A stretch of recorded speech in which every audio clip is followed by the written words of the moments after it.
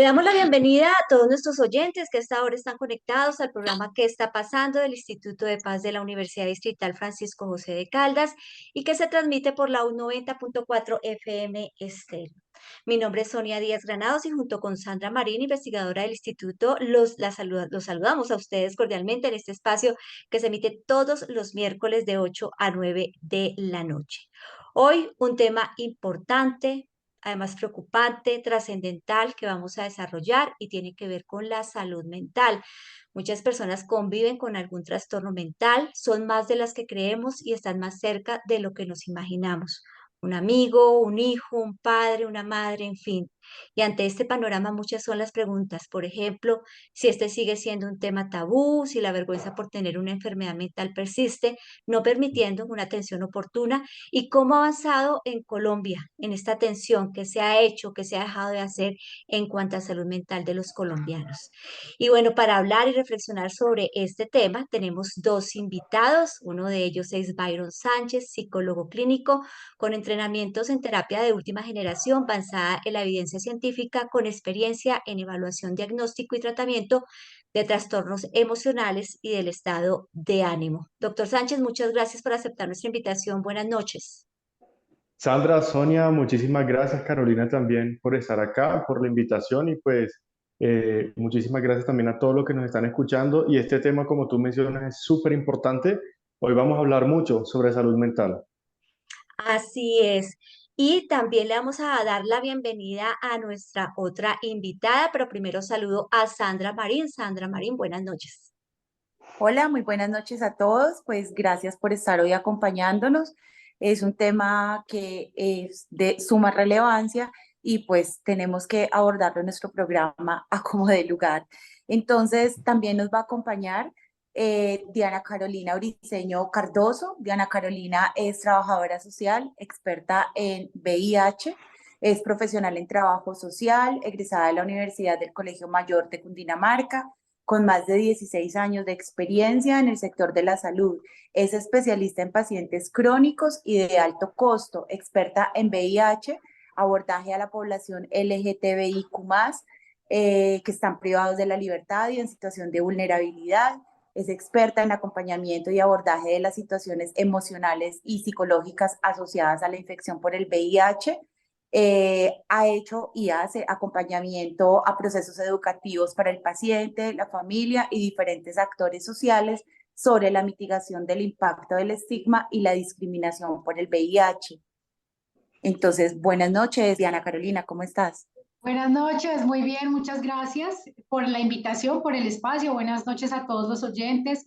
Gracias, muchas gracias de verdad por abrir este tipo de espacios. Hay que hablar de salud mental, hay que trabajar en salud mental y afortunadamente ustedes nos dan esta oportunidad de hacerle un llamado a todos a prestarle mucha atención a lo que pasa en la salud mental, no solamente de nuestros conocidos, amigos o familiares, nosotros también tenemos que cuidar de nuestra salud mental. Muchas gracias.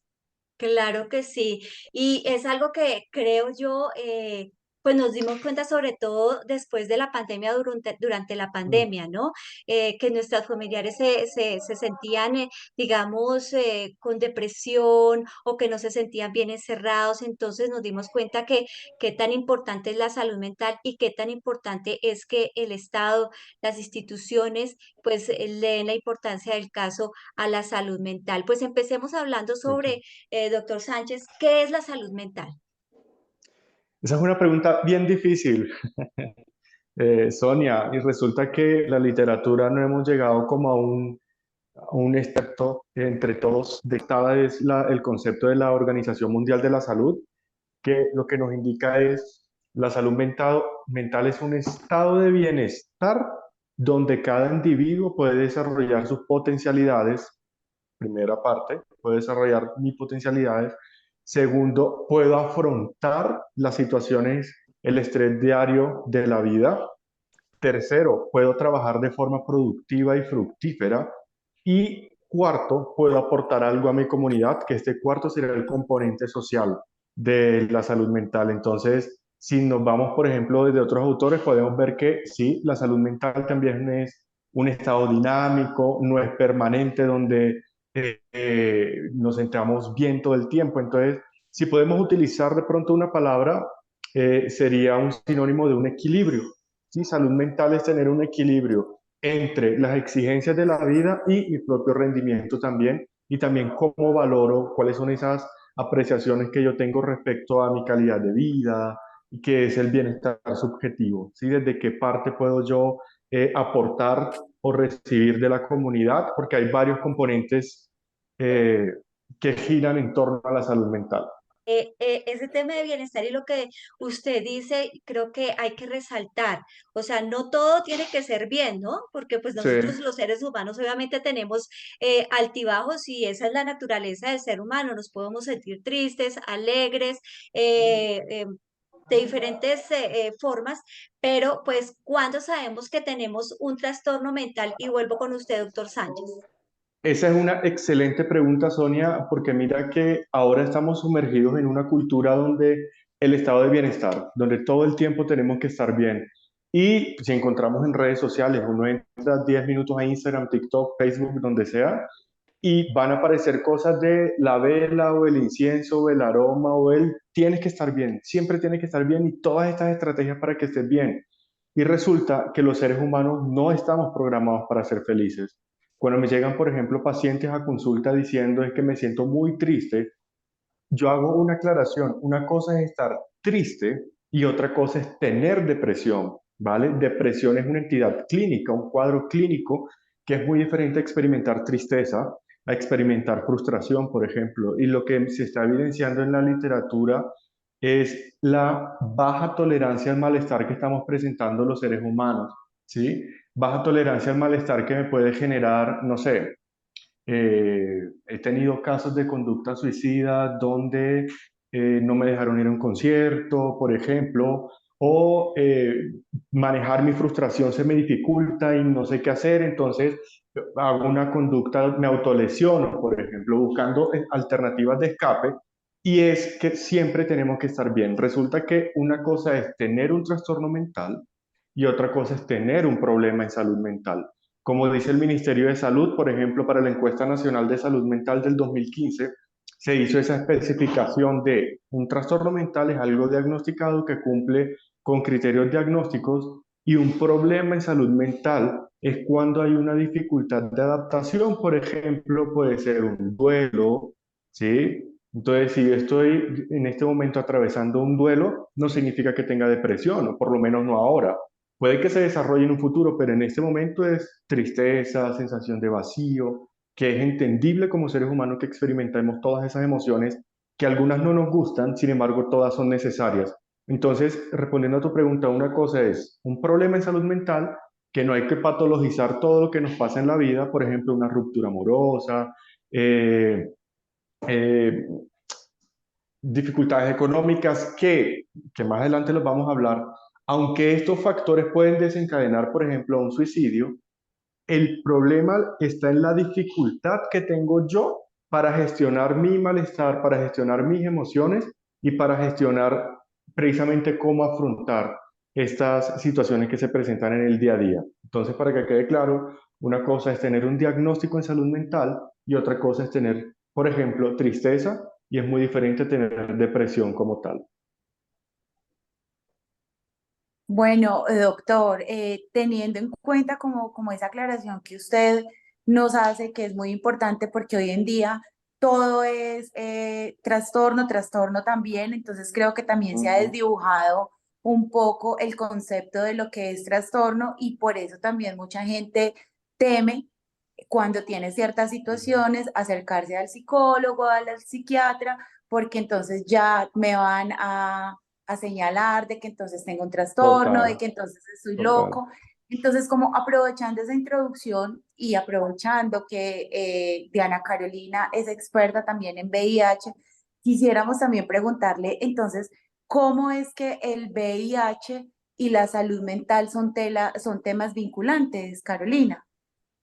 Bueno, yo lo veo un poquito más macro que lo que plantea el doctor. Un tema es muy diferente manejar una emoción y otra presentar una patología de Mm, tipo emocional con una intervención total.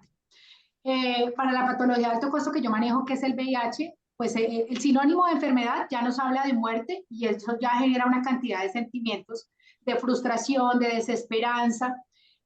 Aunado a eso, el VIH es una enfermedad completamente estigmatizada, ¿sí? Porque entonces vienes a ser una persona con una sexualidad disfuncional, con múltiples parejas, hay un señalamiento por irresponsabilidad donde no hay autocuidado en el uso del preservativo.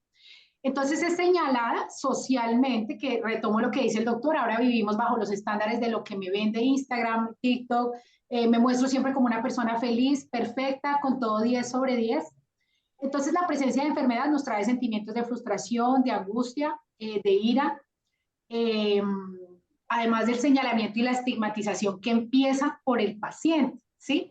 Nosotros todo el tiempo hablamos de cómo se señala el paciente VIH, pero el primero que se para frente al espejo y se anula es el paciente VIH, porque se acaban las expectativas que traía sobre su posible proyecto de vida.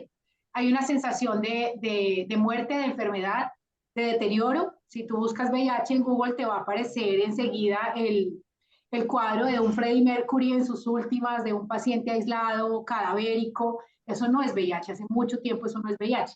Pero socialmente hay una presión frente a lo que implica tener una enfermedad de transmisión sexual, sobre todo esta, porque hay otras que son socialmente aceptadas, mucho más, digamos que manejadas, menos estigmatizadas, la sífilis, la gonorrea, las mismas hepatitis que han venido en boom en los últimos años. Entonces, cuando nos estamos frente a un paciente VIH, hay que evaluar todo el cúmulo de sentimientos que trae la persona, que como lo dice el doctor, hasta ahora son emociones que hay que entrar a manejar y hay que entrar a focalizar. Dentro de los programas de VIH, nosotros contamos con el acompañamiento de psicología de forma permanente y de psiquiatría al ingreso del paciente al programa. Porque como está este cúmulo de emociones, mientras entramos a identificar qué es realmente el VIH y cómo lo voy a manejar, es posible que esta persona, además de tener en este momento esta fluctuación de emociones, traiga de base alguna patología de tipo psiquiátrico que puede que venga o no el manejo previo, pero que sí se me va a venir a fusionar con los sentimientos del momento y se me puede complicar, ¿sí? Y se vuelve una piedra en el zapato en el manejo del VIH, que es lo que en este momento es nuestro enfoque. Entonces, en el área en la que yo trabajo, para concluir un poco, la salud mental para nosotros es vital. Yo eh, pues digamos que en todos estos años en el camino de caminar pues con pacientes VIH, me he dado cuenta de lo importante que es qué nos dicen y cómo nos lo dicen, ¿sí? Dentro del proceso y del cuadro clínico y diagnóstico hay algo que se llama la asesoría pre, y es lo importante de contarle al paciente cuál es el panorama del VIH, ¿sí? Y qué puede pasar si hay un positivo o si hay un negativo, sobre la desesperanza y los sentimientos negativos que esto genera, y es la posibilidad de manejarse muy bien toda la vida con esta patología sin que represente un riesgo determinante para su salud, sin que interfiera en su proyecto de vida, porque la vida sigue y si no habían planes, es el momento de hacerlos. Tú puedes vivir con VIH de maravilla, viajar por el mundo, estudiar, trabajar, no te limita para absolutamente nada. Entonces, retomando, es muy importante el cómo te lo cuentan, la asesoría pre, y si resultara ser un positivo, cómo te orientan en el camino para que puedas manejar muy bien tu patología. Comentabas ahorita sobre el tema de la pandemia. Yo pienso que la pandemia fue un sablazo fuertísimo para todos, ¿sí? Cuando nos dicen primero vamos a esconder a las personas de tercera edad porque son los que, pues seguramente por las enfermedades que aparecen en esta etapa de la vida se nos van, entonces guardemos a los abuelos y después guardemos los niños, porque los niños son los focos de infección de todo, del virus. Y nosotros seguimos de alguna forma en el sector salud, no sé si el doctor Byron lo vivió, pero nosotros no pudimos parar y tuvimos que seguir, ¿sí? Con el miedo y con la desesperanza que habría, que qué va a pasar con este COVID, donde me di a mí, llegó a mi casa, todos los elementos que teníamos que utilizar. Digamos que había una presión ahí muy importante, y eso que es nuestro día a día, ¿sí? Trabajamos todo el día frente a la enfermedad, frente al acompañamiento que se le hace al paciente.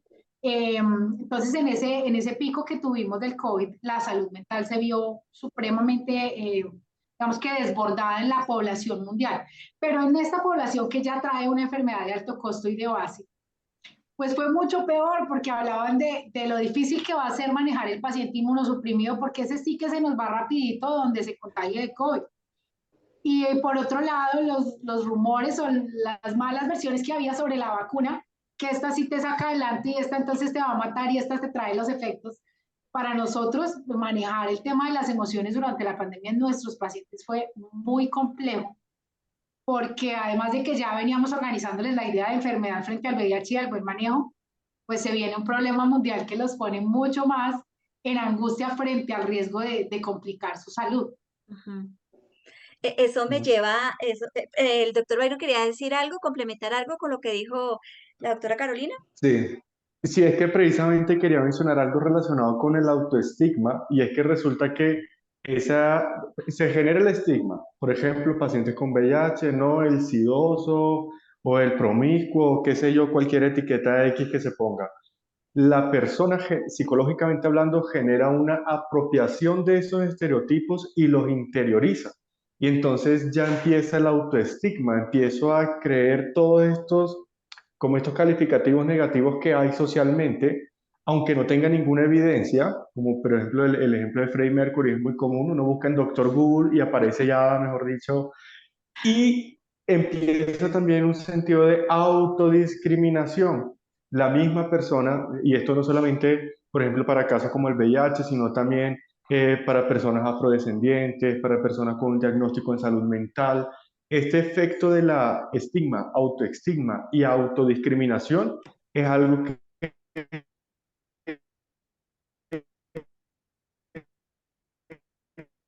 separa a las personas de la acción de buscar ayuda. A veces se nos dificulta mucho buscar ayuda y el estigma y autoestigma precisamente hace parte de esa barrera en el buscar ayuda. Solo quería agregar eso. Claro. Eh, Gracias. sí, gracias, doctor. Con respecto al suicidio, que creería yo, no sé, la mayoría de personas pensamos que cuando existe o cuando se diagnostica ya un trastorno mental, ¿sí? A veces la única salida para esa persona que tiene el trastorno mental, bueno, es un tratamiento, pero a veces recurren es al suicidio, ¿no? Y eso pues obviamente preocupa. Yo tengo acá unos daticos, unas cifras que da la Organización Mundial de la Salud que expresa que está muy pesimista en torno a un cumplimiento de unas metas que hay para el año 2030. Habla de que Japón, al lado de Rusia, se ha mantenido en el tope del escalafón mundial de suicidios y que en Colombia se han reportado 2.287 casos y una tasa de 5 suicidios por cada 100.000 habitantes. ¿M? Que eso es mucho, o sea, eso es una cifra que me parece Un montón. altísima. Entonces, con respecto a eso, hablando de Colombia puntualmente, ¿cómo está Colombia? ¿Cómo es el panorama de Colombia frente al suicidio? ¿Y cuáles pueden ser, doctor Byron, las causas? Porque, por ejemplo, estoy aquí sacando datos de un portal que se llama razonpublica.com, que dice que, por ejemplo, Ujú, en Japón, lo más común es el suicidio fatalista, es decir, que la persona no ujú, es capaz de controlar una situación y que en Colombia el suicidio más frecuente es el anómico o debido al deterioro, sobre todo de relaciones sociales o de convivencia. Como usted lo decía, ujú. de pronto de una separación o porque una traga maluca, digamos, que lo lleva también a ese trastorno mental. Sí. Entonces, es cierto, digamos, estas causas, sobre todo hablando de Colombia, para que las personas decidan suicidarse. Bueno, el suicidio es un fenómeno bien complejo, súper complejo porque no es causa-efecto, es multicausal. Entonces, se cree comúnmente que las personas con algún trastorno mental son las que más tienden a suicidarse, sin embargo, no siempre es así, porque hay suicidios con características impulsivas. Ejemplo, me acaban de despedir de mi trabajo, ¿qué voy a hacer? Salgo del trabajo, me suicido de diferentes formas. Lo recomendable no es hablar de los métodos, eh, sino de las causas, ¿vale? Entonces, en Colombia estamos muy mal en las cifras de suicidio. Superamos la media para Latinoamérica. La media para Latinoamérica está en 10, entre 9 y 10 por cada 100.000 habitantes. En Colombia sobrepasamos el 11 por cada 100.000 habitantes. Tengo aquí las cifras, por ejemplo, del 2021, donde el total de suicidio fue de 2.595. En 2022 subió a 2.835. Y a cifra de mayo, estas son cifras de medicina legal, a cifras de mayo, en comparación con otros años, los casos han aumentado, ¿vale? En este caso, para mayo del 2023, vamos en un aumento en comparación al 2022 de 130 casos más en comparación al año pasado. Es decir, la tasa en aumento en Colombia viene de un 10% anual. Hay diferentes causas. La principal de ellas es tener algún diagnóstico en salud mental. Es la que más se encuentra. Incluso en cifras de la Organización Mundial de la Salud indica que para el año 2030 el suicidio va a ser la mayor causa de muerte secundaria a depresión, por ejemplo. Sin embargo, no todas las personas que tienen un trastorno mental se suicidan. Ojo, tener un trastorno en salud mental, los más comunes son depresión, ansiedad, esquizofrenia y trastorno afectivo bipolar. Tener esto no significa que el suicidio sea la única salida, ¿vale? Porque hay tratamientos basados en la evidencia, hay farmacológicamente hay lo último en generación para medicamentos. Entonces, lo que se habla son de detonantes y antecedentes. Un antecedente que se encuentra en las personas que se suicidan, comúnmente sí es el suicidio, es un trastorno en salud mental, pero también hay personas en donde no se encuentra ninguna alteración en su salud mental, que puede ser más de características impulsivas. Las causas son los determinantes sociales. En Colombia, por ejemplo, aquí es del Instituto de Paz de la Distrital. Ustedes que están todo el tiempo estudiando cómo es la dinámica de la violencia, la paz, conflicto. Colombia, entre los países donde más se suicidan las personas, y uno de los desencadenantes también que se ha encontrado ha sido la violencia. Cifras de violencia intrafamiliar son altísimas en comparación con otros países de Latinoamérica, por ejemplo. Colombia incluso se compara en cifras a países de África, en personas que se suicidan por situación de contextos de conflicto o de contextos violentos. Entonces, lo que es la violencia, las dificultades económicas y el acceso a los servicios, ya sea de salud o educación, hacen parte de las mayores causas por lo que las personas deciden suicidarse. ¿Qué población es la que más toma esa decisión? Porque hablamos, por ejemplo, de adolescentes, no sé si adultos mayores. Ujú, ujú. Una excelente pregunta. De hecho, aquí te tengo la cifra exacta.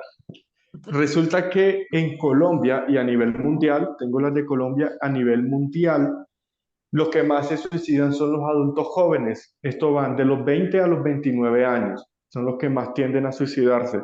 Luego, en un segundo grupo, vienen los adolescentes de los 10 a los 19 años. Y en un tercer grupo entran los adultos mayores que van de los 60 años en adelante. Para 2022 en Colombia se suicidaron 765 personas entre los 20 y los 29 años. De los 10 a los 19 se suicidaron 483 personas. Y aquí hay un fenómeno que viene en aumento también en Colombia, que ha sido más común en países europeos y en Estados Unidos, pero en Colombia viene en aumento el suicidio en personas mayores. Para el 2022 quedó en 467 casos. Y un determinante que se ha encontrado como punto en común en estos casos es la soledad y el abandono. Esto es un factor de riesgo importantísimo en nuestra sociedad. Por eso la salud mental, como hablábamos al principio, tiene mucho que ver con el componente social. La persona que tiene alta percepción de soledad o que tiene abandono o negligencia por parte de su red primaria tiende a suicidarse, ¿vale? Entonces, mencionabas, por ejemplo, el caso de Japón. En Japón las tasas de suicidio son una de las más altas del mundo. Y uno dice, pero uno, no sé, en algún momento se pregunta, súper avanzados en tecnología, eso es otro planeta, Japón. Y resulta que uno de los factores que más generan o que conllevan a las personas al suicidio es por los altos niveles de vergüenza. De hecho, hay un fenómeno en Japón que se conoce los hikikomori, que son adolescentes que se encierran con depresiones profundas y no salen, y estas personas tienden a la larga a suicidarse. ¿Por qué? Por la alta percepción de vergüenza y sobre todo por la elevada autocrítica también que tenemos, que generalmente es hostil, nos tratamos muy mal a veces. Y eso también son factores de riesgo para el suicidio. Entonces hay factores de riesgo internos como externos, Sonia. Claro, cuando no logran sus objetivos, sobre todo, porque son muy competentes Ujú. los japoneses, y lo que decía yo Sí. hace un instante, o sea, más porque no logran el objetivo que se propusieron, y los colombianos es más porque por relaciones sociales o por convivencia. Sandra. Pues acá escuchando lo que decía el doctor, también mirábamos hace unos días, Sonia, cómo todos, cuando hay una persona que tiene una afectación a nivel psicológico, no solamente eso afecta a la persona, sino que afecta a su entorno. Entonces, Sí. retomando el tema con la doctora Diana Carolina, también quisiera como ahondar en ese tema de cómo es como ese abordaje en la salud mental, tanto para la persona que sufre el VIH como para su entorno familiar y para su entorno social en general. Pues para nosotros es muy complejo el tema porque frente al VIH hay unos principios de confidencialidad, ¿sí? El paciente es quien determina, y pasan todos los niveles de atención en salud, el paciente es quien determina quién tiene acceso a su información o a su historia clínica. Al ser una enfermedad tan estigmatizante, pues claramente el paciente es quien accede para obtener su tratamiento y para tener su seguimiento, pero es muy difícil tratar de jalar su red porque eso implica visibilizar el diagnóstico en casa, con su pareja, con sus hijos, con sus amigos, con sus padres o hermanos. Es muy difícil, y por eso precisamente el acompañamiento desde psicología y psiquiatría se hace desde un principio, porque aunque nosotros le proyectamos al paciente que puede vivir muy bien y de una forma muy tranquila con VIH, sí es muy importante el planteamiento que les hacemos desde un inicio para vincular a la familia. No tiene que ser el total de la familia, puede ser un hermano, una persona muy cercana, a quien él le puede de alguna forma confiar pues la patología y además los sentimientos que tiene en casa frente a la presencia de la enfermedad. Porque el paciente viene a consulta y generalmente todo está bien. Todo está bien, viene en el trabajo, viene en la casa, él se manifiesta muy adherente al tratamiento, cada vez me siento mejor, no tengo ninguna otra complicación de salud. Pero como les digo, solamente en casa sabemos cuántas goteras hay adentro. Siempre buscamos esa vinculación de una persona muy cercana, ya sea algún familiar o algún amigo, para que se vuelva ese refuerzo en casa en cuanto a lo importante de ser adherente al tratamiento. El VIH se maneja muy fácil. Con unos medicamentos, hace muchos años los pacientes podrían tomar 12, 14 tabletas al día. Yo recuerdo recién inicié a trabajar con la población, era muy difícil que los pacientes asumieran la toma de tantas tabletas día, y realmente la gente no era que no quisiera manejar su diagnóstico, sino era complejo tantas tabletas al día. Se presentaban las molestias gastrointestinales, se tenía un temor frente al desarrollo de otra enfermedad de tipo hepático por la cantidad de medicamentos que toman. Pero a hoy ya hemos llevado a los pacientes a unos esquemas simplificados, y hay pacientes que toman una tableta diaria, ¿sí? Que eso es un top total. Pero es muy difícil vincular lo emocional. El paciente tiene derecho de contarle o no a alguien en casa, pero también tiene una responsabilidad social y una responsabilidad legal. Al conocer el diagnóstico y al de pronto incurrir en la transmisión del VIH a otra persona, hay una implicación legal que da cárcel. Yo manejaba población carcelaria y tuve varios pacientes que estaban ahí precisamente por contagiar VIH con pleno conocimiento del diagnóstico. Entonces es difícil vincular a la familia, no es un proceso que se haga de entrada, porque inicialmente tenemos que trabajar en la aceptación del paciente, la aceptación y el manejo frente a la patología, y en el camino es donde hemos ido logrando vincular a su familia, ya frente a una presencia de una enfermedad que ha venido siendo tratada, que evidentemente no ha generado mayor impacto en su salud, porque es lo que le angustia al paciente, que en la familia la presencia de enfermedad los lleve a pensar en que se va a morir pronto. Entonces el trabajo inicial es con el paciente, y en el camino logramos vincular a la familia. Retomando lo que decía el doctor hace un rato, el autoestigma es tenaz. El paciente dice: no me van a querer, nadie se va a casar conmigo. Muchas veces abandonan, sus parejas les abandonan. Hemos tenido muchos casos donde se diagnostica positivo él y la pareja resulta negativa porque se hacen las pruebas a las parejas y el negativo abandona. Entonces hay una cantidad de emociones ahí. La presencia de enfermedad y además del abandono de quien no me lo esperaba porque era mi compañero o compañera. Entonces sí hay muchos factores en el tema mental que para nosotros son determinantes para lograr en el paciente adherencia y buen manejo de la patología, porque se puede vivir muy bien con VIH. Me perdonan que haga tanto énfasis, pero sí es importante aprovechar el espacio para contarle a la gente que se puede vivir muy bien, que no es una enfermedad tan estigmatizada y tan terrible como la pintan. Hay enfermedades socialmente aceptadas, mucho más complejas como la hipertensión, la diabetes. Esas sí se nos complican muy rapidito y de pronto nos pueden llevar a la muerte más fácil que el VIH, Mm. pero la presión social complica un poco el manejo emocional de la misma. Doctora, aprovechándola usted en este mismo hilo de conversación que estamos siguiendo, y es que usted y yo hablábamos en estos días sobre cómo ciertas patologías con sus respectivos trastornos mentales o emocionales eran diferentes siendo la misma patología, pero eran diferentes dependiendo de la región. Entonces, donde eso sucediera. Entonces, quisiera que usted nos contara un poquito acerca de cómo ha visto usted eso y cómo lo ha vivido, cómo se refleja eso en el día a día, en el tratamiento con los pacientes.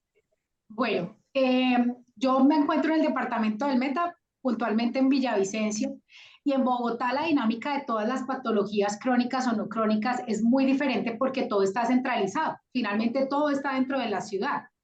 Tú puedes Sí. encontrar atención en salud en Soacha, en Suba, en Germania, en Chapinero. Entonces, a lo largo de toda la ciudad siempre tienes puntos de atención.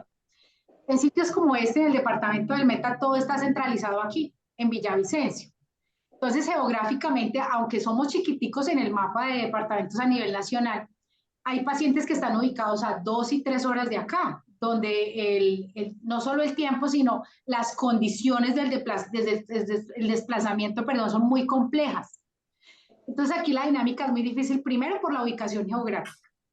Segundo, porque pues el programa se centraliza en Villavicencio pensando claramente en que en las regiones pequeñitas es muy fácil conocerse con el médico del centro de salud, con la enfermera que trabaja ahí hace 20 años, entonces la vecina de mi abuela, es la amiga de mi prima. Aquí, digamos, la dinámica es muy compleja en cuanto a lo fácil que se puede hacer visible un paciente en la patología que tiene y en lo complejo que se le hace para su vida en general, porque esa es una región muy machista.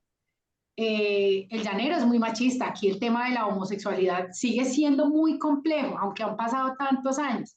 Cuando yo empecé a trabajar con VIH hace muchos años, de mis poblaciones principales era la comunidad LGBTI y había una EPS en ese momento que ya se disolvió, que tenía la mayoría de población trans y trabajadoras sexuales de la región, ¿sí? De aquí del municipio, y cuando venía a la consulta se conocían, llegaba Laura, llegaba Tatiana, llegaba Patricia y se conocían, y en ese momento la visión del VIH era esa, asociado a personas que realizan actividades de tipo sexual o con una orientación sexual no heterosexual, diferente.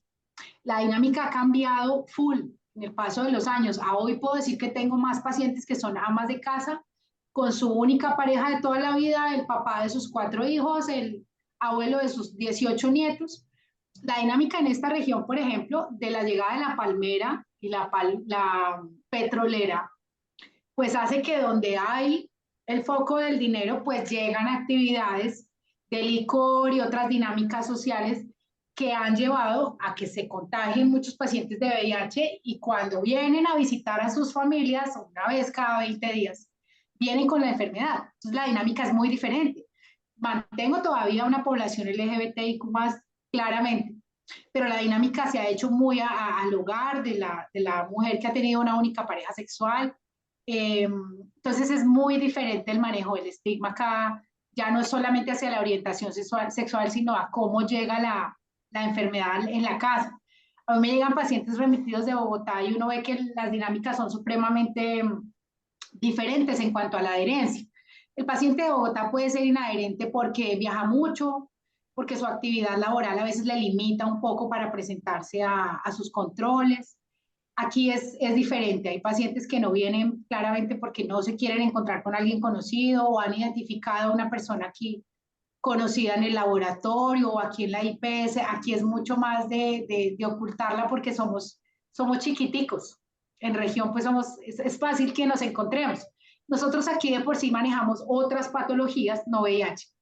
Con eso le ayudamos un poco al paciente a que se camufle, en la medida en que si se encuentra a alguien, puede decir que vino a una situación totalmente diferente. Puede venir a una cita con dermatología o estaba en una valoración nutricional porque está en un programa para perder peso. Es muy difícil la dinámica. Yo hablo mucho con los pacientes de Bogotá y ellos dicen, pues, ustedes, porque digamos que patrocinan todo eso, sí, pues hay que hablarlo abiertamente. Aquí no podemos hablar todavía abiertamente del manejo del VIH. Aquí la Sí. estigmatización sigue siendo fuerte. Señor. No, es que quería agregarle algo, porque no es solamente con el VIH, mira que el estigma y el acceso también al servicio de salud para salud mental está muy complicado. Entonces, desde la pandemia, y puedo decir que afortunadamente la salud mental, como que, vieron que sí era importante, ahora sí toca hacer mucho más salud mental. Mira que también se siguen presentando muy parecido a estos problemas que tú nos acabas de referir. Por ejemplo, en Colombia, donde somos 50 millones de colombianos, solamente hay 1.100 psiquiatras para 50 y pico millones de colombianos, por ejemplo. Psicólogos sabemos un poquito más, pero resulta que, por ejemplo, si vas por tu EPS, la oportunidad de consulta y de control es a 3 meses, 4 meses, un mes. Y una persona que llega con ideación suicida en la primera consulta y yo le mando control a 4 meses, venga, que de pronto es muy probable que no me llegue a esa otra consulta. Entonces, allá hablando de los actores, ya sea interinstitucional, entes territoriales, entes privados, también el acceso a los servicios de salud está muy complicado en Colombia, respondiendo un poco a tu pregunta, Sonia, de hace un momento. Acceder al servicio de salud mental en Colombia es muy complicado. Hay muchas trabas para acceder. Ejemplo, si yo voy por mi EPS, necesito una cita con psicología, primero tengo que sacar una cita con médico general y que el médico general defina si me la da o no me la da. Y ya para la cita que me den la cita del médico general son en promedio unos 10 días. ¿Mm? Listo, me dio la cita el médico general. Luego voy, autorizo, hago toda la fila para la orden y luego ahí sí saca tu cita por psicología que te queda más o menos a 2 meses. Entonces, desde el primer momento en que yo solicito el servicio hasta que obtengo el servicio, hay un tiempo gigante y que pueden pasar muchas cosas en ese tiempo. Entonces, ya no solo me da pena decir que voy para el psicólogo o para el psiquiatra, como en parte lo que nos mencionaba Carolina, sino también acceder a ese servicio está muy complicado. Y eso que en Colombia se ha avanzado mucho desde el Ministerio de Salud. Está la Ley Nacional de Salud Mental, está la Política Nacional de Salud Mental. Sin embargo, operativamente todavía hay muchas barreras para acceder al servicio de salud mental y no solamente relacionadas con el estigma social, sino también barreras físicas y Administrativas. administrativas para acceder al servicio de salud. Sí, eso quería agregarle a lo de Carolina. Sí, eso hay que cambiar como esa dinámica, sobre todo de la salud, de la atención en salud mental, lo que usted decía, esas barreras, esos filtros que hay que pasar, doctor Sánchez, en las EPS. Tenaz. Y además que uno consigue la cita, se la dan después de 2 veces, como usted dice, y la cita dura 10 minutos. Eso es rapidito, o sea, no Sí, dura nada. O sea, uno sí, sí, necesita su tiempo porque uno está buscando el apoyo y hablar con una persona especializada a ver qué pueda pasar para que le den solución a ese sí. problema que tiene. Em, Y, mi- Señor. y mira que eso dista mucho de lo que demuestran los protocolos en salud mental. Hay muchos protocolos de intervención y las recomendaciones, intervenciones de entre 40 y 60 minutos y en una EPS tú estás consiguiendo por mucho unos 20. Si te va bien, 20 minutos. Y el protocolo, la evidencia científica dice tienen que ser entre 40 y 60. Eso por un lado. Dos, el seguimiento las primeras veces tiene que ser una vez semanal, luego cada 15, luego cada mes. Las primeras 4 sesiones se recomiendan que sean semanales. Y aquí evidentemente no podemos tener eso también. Entonces, también la salud mental se ha convertido en cierto punto en un privilegio, porque no todos tenemos para pagar un psicólogo, un psiquiatra particular, por ejemplo, o una medicina prepagada, por ejemplo. Entonces, hablando de todos, y por ejemplo Carolina que está en zona rural, en Colombia los casos de suicidio en zonas rurales vienen en aumento también. Entonces hay que meterle duro a promover la salud mental, sí, pero también promover la maquinaria para que podamos acceder a esa salud mental. Hay algo que ya lo tocaron ustedes y tiene que ver con el tema de la familia, ¿no?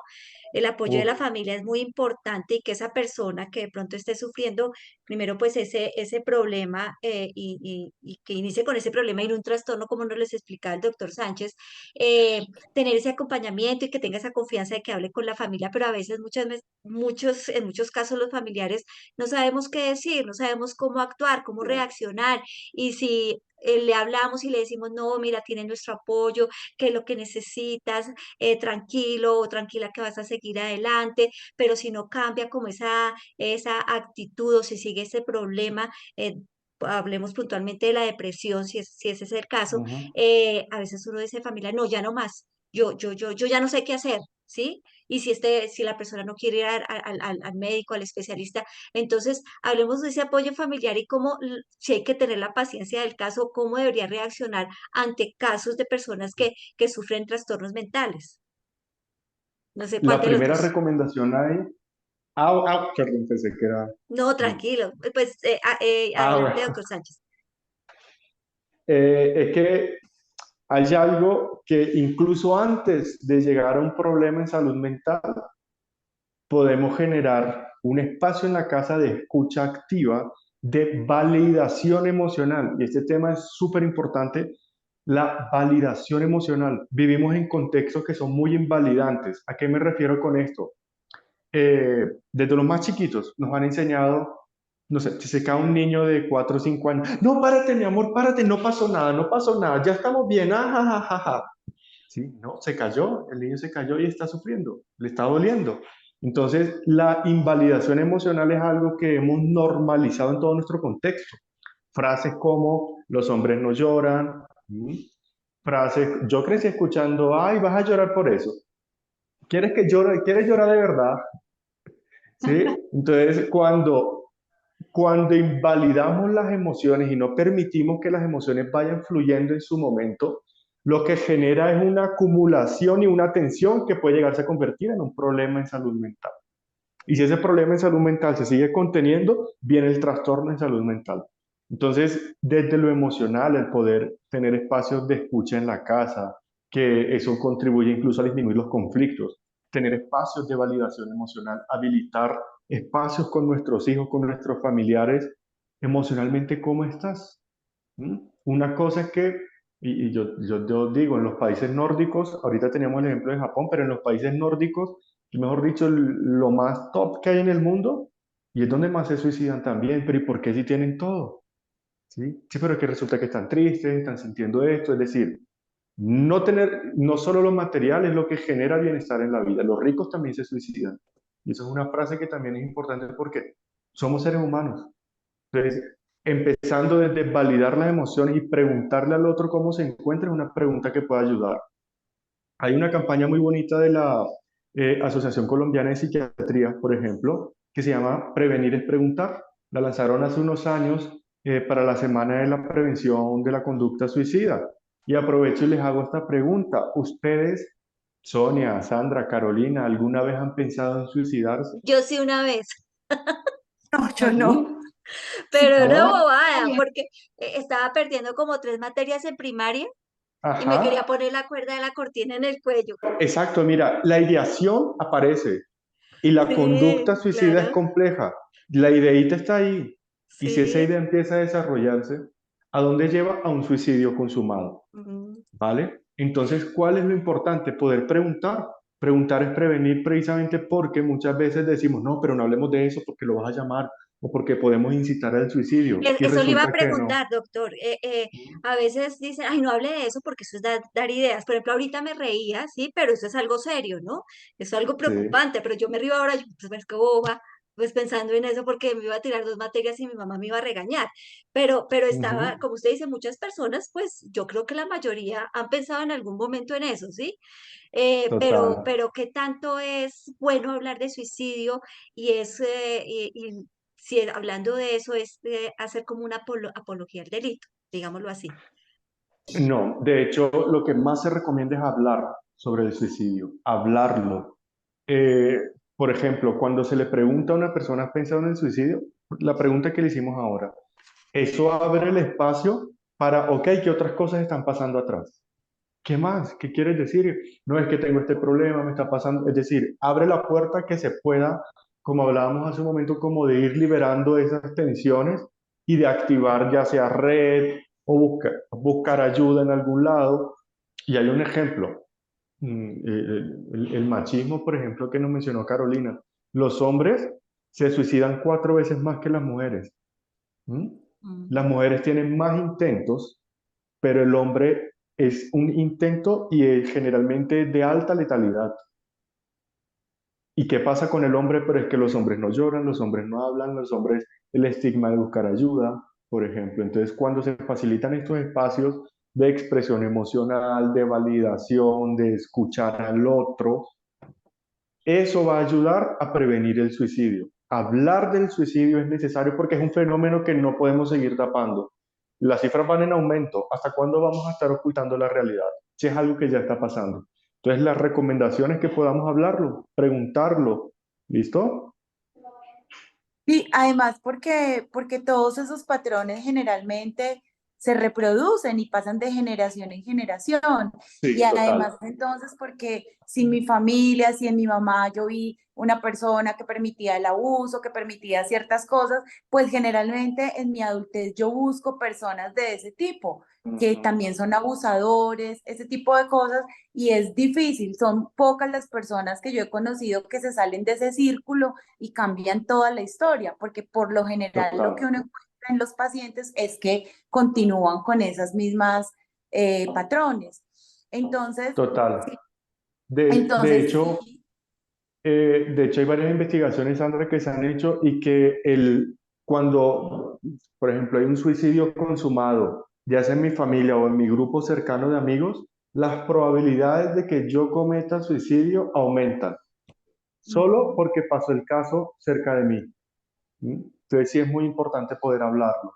Se hacen intervenciones, por ejemplo, chicos que se suicidan de un colegio, por ejemplo, los protocolos indican que sí o sí se debe hacer una contención emocional a todo su salón de clases, por ejemplo. Inmediatamente, y se hace un acompañamiento y se perfilan los casos, se identifica quién necesita mayor intervención, pero sí aumenta el riesgo cuando algún conocido o alguien cercano a mí ha cometido suicidio. Sí, exacto. Bueno, yo quería retomar porque ahora que Carolina estaba hablando sobre el tema de que ella está en la ruralidad, entonces yo pensaba acá como hablando del tema de las diferencias idiosincráticas entre las ciudades, las diferentes dificultades para el acceso a la salud y el abordaje de las patologías. ¿Cómo afectaría o cómo beneficiaría, por ejemplo, la reforma a la salud a esos pacientes diagnosticados con VIH para acceder a los servicios psicológicos, Carolina? Pues mira, desde el programa, si me preguntan sobre la reforma a la salud, no sería nada beneficioso en la medida en que realmente nosotros tenemos una formación, y hablo de todos los profesionales, la nutricionista se enfoca claramente en el abordaje al paciente VIH, asociado a los medicamentos que toma, a las patologías que podría traer de base. Pasa igual en la psicóloga, en la psiquiatra, la trabajadora social se forma para hacer, digamos que el acompañamiento a VIH, porque nosotros vamos muy de la mano de la academia, ¿sí? De la Asociación Colombiana de Infectología, de las disposiciones de la guía y del ministerio cada vez que se hace una actualización. De alguna forma, omitir las instituciones especialistas en este tipo de programas hace que el paciente tenga que encontrarse a una atención directa como si lo hicieran un servicio de urgencias cuando hay algún tipo de condición de salud general, ¿sí? No se va a encontrar con un médico especialista en VIH que seguramente no tenga muy claro cuál es la interacción de los medicamentos que el paciente trae, si formulo hoy unos diferentes. Hay muchos factores que dentro del VIH se convierten como en factores determinantes para que el paciente pueda manejar muy bien su patología, pero también para que no vaya a presentar complicaciones en otros. Hay pacientes aquí claramente con comorbilidades como la obesidad, la hipertensión, la diabetes, hay hepatitis, tenemos pacientes con leucemias, también con cáncer. Entonces lo que hacemos desde el programa es obviamente hacer acompañamiento a la otra subespecialidad, pero le damos manejo conjunto para que podamos superar la hipertensión y la diabetes, no soltamos VIH. Enviarlos a una atención directa en un servicio no especializado hace que se pierda de alguna forma el hilo, hace que el paciente no se encuentre, digamos, directamente con profesionales que sepan muy bien cuál es el manejo que tienen que dar. Claramente el sistema de salud sí requiere una reforma, yo creo que en eso estamos todos de acuerdo, nos falta mucho en cuanto a coberturas, nos falta mucho en cuanto a accesibilidad a los servicios. Pienso que más que omitir, de alguna forma la EPS es una figura muy importante en cuanto al aseguramiento que le da al paciente. Por lo menos hay una caracterización de la población. Por lo menos sé que si en determinado departamento hay una sola EPS régimen subsidiado, por lo menos me da cifras, ¿cierto? Y me caracteriza su población. Me dice yo como EPS que estoy, no sé, en el Guaviare, tengo 200 usuarios y 200 de estos pertenecen a crónicos renales, a crónicos VIH, a crónicos enfermedad huérfana. Por lo menos hay una caracterización, por lo menos hay un doliente en la medida en que la EPS tiene la obligación de gestionar los servicios que requiere el usuario. Entonces, es importante la figura de intermediación, hay que regular muchas cosas, hay que reestructurar, pero la reforma que se propone, por lo menos para programas de alto costo, no es beneficiosa, no nos parece beneficiosa. Bueno, muchas gracias, doctora. Y quisiera hacerle una última pregunta a los dos, y es sobre el tema de, claro, entendemos lo que nos dice la doctora Diana Carolina, y es el paciente que tiene VIH es el que decide si quiere que otras personas lo sepan o no. Pero poniendo el caso, y por eso hago la pregunta para los dos, independientemente de la patología que presente el paciente, ¿cómo hacemos o cuál es la ruta adecuada para que las personas que hacen parte de esa red de apoyo, de esa persona que busca ayuda psicológica, apoyo terapéutico, cómo hacemos para que esa red de apoyo se concientice de la importancia que esto tiene en la prevención de futuras calamidades, de lo que hablábamos ahorita, de un suicidio? No sé, hay personas, también hemos sabido de casos que simplemente desaparecen, se desaparecen, y la familia sabe que están en algún lado y están seguros que no se han suicidado, pero desaparecieron de todo ese entorno. Entonces, quisiera preguntarles desde el punto de vista de cada uno de ustedes, ¿qué tenemos que hacer para que esa familia o para que esa red de apoyo cercana pues realmente cumplan un papel donde sean protectores, donde se conviertan en un entorno protector? Bueno, complementando lo que decía ahorita el doctor, si lo traemos a nosotros, porque podría ser un familiar nuestro, ¿sí? Creo que empezamos por la escucha, porque escuchar es un factor determinante, como lo decía el doctor, es un factor que nos permite minimizar conflictos en el hogar, donde a veces hay unas pequeñas diferencias por cosas realmente insignificantes, si lo podríamos llamar así, que se transforman en un problema mayor cuando no están esos espacios de escucha. Si yo hiciera parte de esa red familiar de alguna persona que tiene una situación emocional difícil, creo que lo primero sería escuchar. Eh, Hay situaciones que definitivamente no podemos manejar y por eso existen los especialistas para cada área. Creo que la escucha y el acompañamiento para que se pueda canalizar en el especialista que realmente va a hacer el proceso de abordaje de la patología es muy importante. Creo que acompañar sin señalar es muy importante. El doctor hablaba ahorita y es que normalizamos muchas situaciones. Los sentimientos del otro son importantes. Llorar es necesario, ¿sí? Nosotros mismos todo el tiempo vivimos como coartando nuestras emociones. Entonces estoy triste porque hay una situación emocional con mi pareja, en mi casa, pero tengo que llegar aquí a la oficina con la sonrisa de lado a lado y funcionar como todos los días.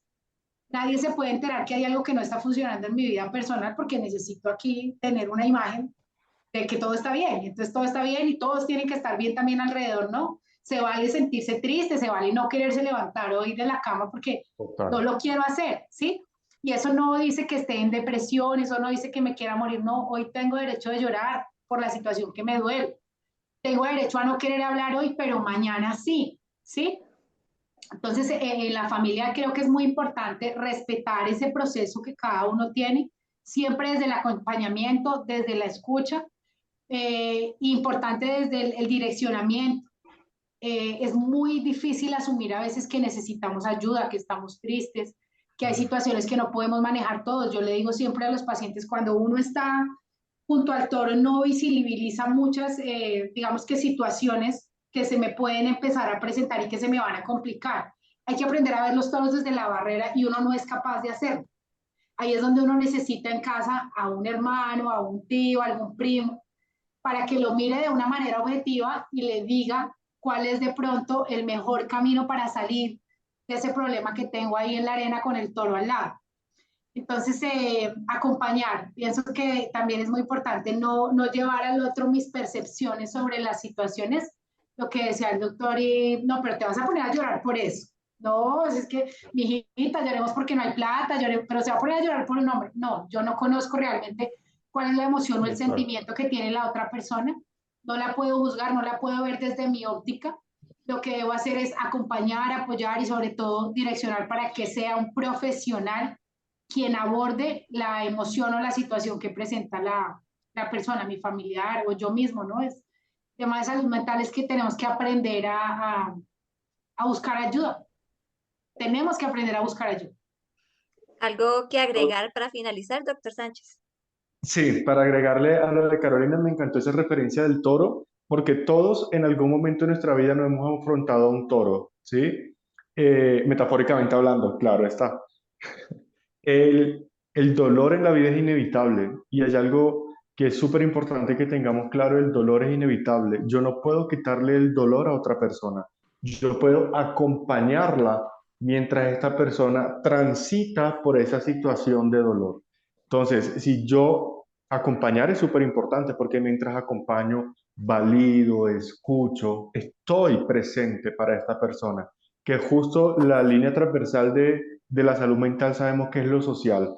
Cuando yo puedo activar esa red de apoyo, cuando puedo engancharme de algo, se convierten en mi ancla. Y si a mí llegan preguntándome, por ejemplo, uy, mira, me pasa esto, no sé qué hacer, ¿será que voy al psicólogo? ¿Será que no? Una cosa que podemos hacer es, ok, no sé qué es eso, pero te puedo acompañar y juntos lo podemos averiguar. ¿Hasta dónde quieres que te acompañe? ¿De qué forma quieres que te ayude? Hacer ese tipo de preguntas también nos puede ayudar a ayudarle a otra persona y acompañarla.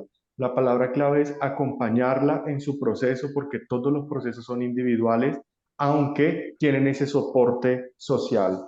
Mm, Pues importante el acompañamiento, algo básico pues para evitar esos trastornos mentales, algo importante para la salud mental y además también algo curioso y que no es tan coherente es el hecho de que estamos siempre conectados, porque siempre estamos conectados virtualmente con Ay, las sí, redes sociales, pero muchos se sí. sienten muy solos a pesar de eso. Pues muchas gracias al doctor Byron Sánchez, psicólogo clínico con entrenamientos en terapia de última generación y también a la doctora Diana Carolina Briceño Cardoso, trabajadora social experta en VIH. Muchas gracias por haber estado con nosotros esta noche. A ustedes, muchas gracias Muchísimas, por el sí. espacio. Muchísimas gracias a ustedes, muchísimas gracias a la UT Estéreo también, muchísimas gracias. Bueno, Muchas pues gracias. Pues ahí está este tema tan interesante, como lo decía cada uno de nuestros invitados, estos espacios no sobran, siempre como concientizándonos de la salud mental de todos, que es muy importante. Y ahora pasemos como siempre todos los miércoles, porque el tiempo es oro, al artículo recomendado de la semana. que sale en la revista Ciudad Pasando, y el título del artículo es Colombia en medio del COVID-19, reflexiones, retos y perspectivas sobre la paz nacional de cara a la nueva década.